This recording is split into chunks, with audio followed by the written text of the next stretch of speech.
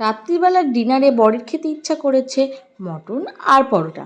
তো বরের আবদার কি ফেলা যায়, তাই ঝটপট মটন রান্না করতে চলে এসেছি। তো এখানে দেখো আদা রসুন পেঁয়াজ সব কিছু কেটে মশলা করে আমি মটনটাকে মাখিয়ে নিচ্ছি। তো মটনটা অনেক রকমভাবেই রান্না করা যায়, তো আমি এইভাবেও করি, মাঝে মাঝে অর্ধেক মশলা দিই আর অর্ধেক মশলা আমি কষিয়েও রান্না করি। তো আজ যেহেতু রাত হয়ে গেছে, তো তাই ভাবলাম ঝটপট রান্না করব, তো এইভাবেই রান্না করি।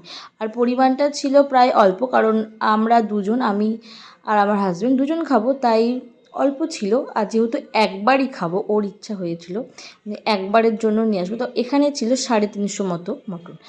আর তারপরে আমি টক দইটা দিয়ে দিলাম। তো এবার আমি একটু আলাদাভাবে রান্না করলাম, কারণ প্রত্যেকবার টক দই দিয়ে মটনটাকে আমি মাখিয়ে তারপরে রান্না করি।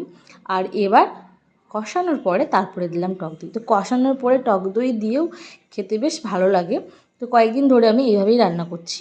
তো দেখো মটনটা কষানো হয়ে গেছে আর তেলটাও প্রায় ছেড়ে দিয়েছে। আর একটু কষি, তারপরে গরম জল দিয়ে এবার দিয়ে দেবো প্রেশার কুকারে। তো প্রেশার কুকারে দিয়ে কয়েকটা সিটি দিলেই আমার হয়ে যাবে মটন রেডি। তো প্রেশার কুকারে বসিয়ে কয়েকটা সিটি মেরে এবার খুলে নিয়েছি। দেখো মটনটা আমার সেদ্ধ হয়ে গেছে। ঘি গরম মশলা দিয়েই তারপরে আমি পরিবেশন করে দিয়েছি মটন আর গরম গরম পরোটা।